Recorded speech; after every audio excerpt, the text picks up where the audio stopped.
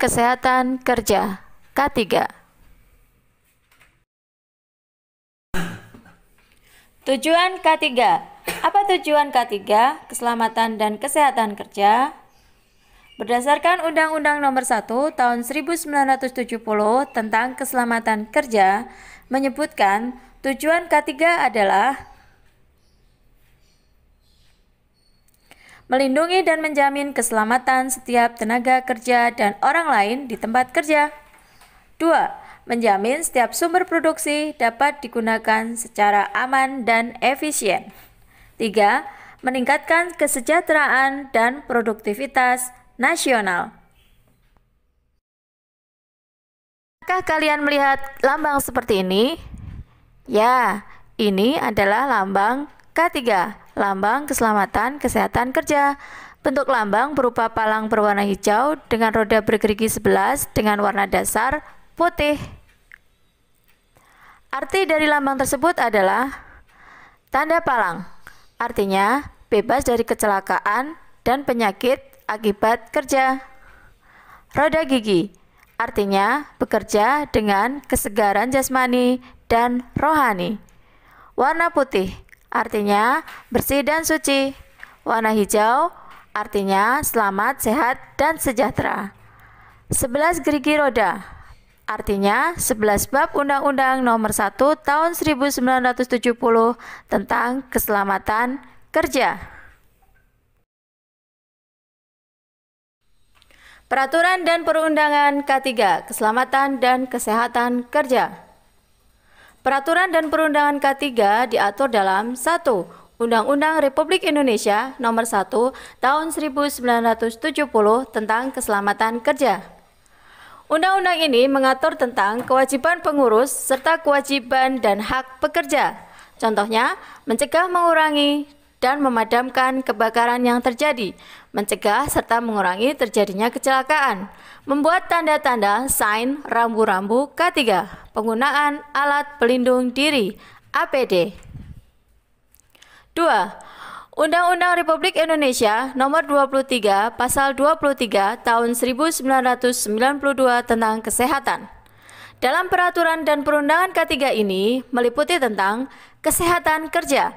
Kesehatan kerja diselenggarakan dengan tujuan supaya semua pekerja sehat sehingga tidak membahayakan masyarakat yang ada di sekelilingnya, sehingga produktivitas kerja dapat optimal. 2. Kesehatan kerja, yakni meliputi pencegahan penyakit yang diakibatkan oleh pekerjaan, pelayanan kesehatan kerja, serta syarat kesehatan kerja. 3. Setiap tempat kerja wajib menyelenggarakan kesehatan kerja. Penyebab kecelakaan kerja. Menurut teori efek domino H.W. Hendricks menyatakan, penyebab kecelakaan dikarenakan 88% karena pekerja, 10% karena pekerjaan, 2% karena takdir. Menurut penelitian yang dilakukan Hendricks, 98% kecelakaan disebabkan oleh tindakan tidak aman. Hendricks menyatakan, kunci untuk mencegah kecelakaan adalah dengan menghilangkan tindakan tidak aman sebagai penyebab kecelakaan. Dalam teori domino Hendricks terdapat 5 penyebab kecelakaan. Di antaranya, hereditas.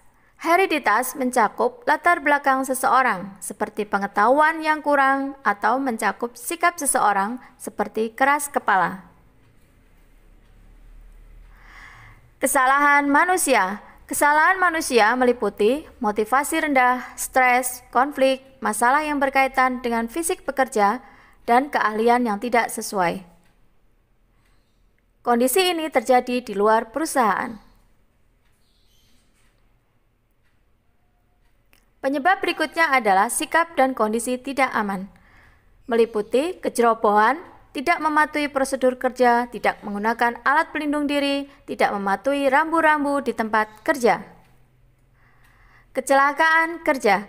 Kecelakaan kerja terjadi seperti terpleset, luka bakar, tertimpa benda di tempat kerja karena adanya kontak dengan sumber bahaya. Dampak kerugian. Dampak kerugian bisa berupa pekerja cacat, meninggal dunia. Pengusaha, biaya langsung dan tidak langsung. Untuk konsumen, mencakup ketersediaan produk. Kelima faktor penyebab kecelakaan itu tersusun layaknya kartu domino yang didirikan. Hal ini berarti jika salah satu kartu jatuh, maka akan menimpa kartu lainnya. Pencegahan dikarenakan kecelakaan kerja bisa dilakukan dengan cara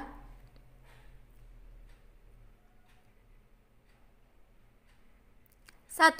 Mengatur kondisi kerja sesuai peraturan perundangan. 2. Standarisasi terkait syarat-syarat keselamatan kerja seperti pemasangan rambu-rambu keselamatan. 3. Pengawasan agar peraturan dipatuhi. 4. Pelatihan terkait keselamatan untuk karyawan. 5. Laporan mengenai kecelakaan kerja. 6.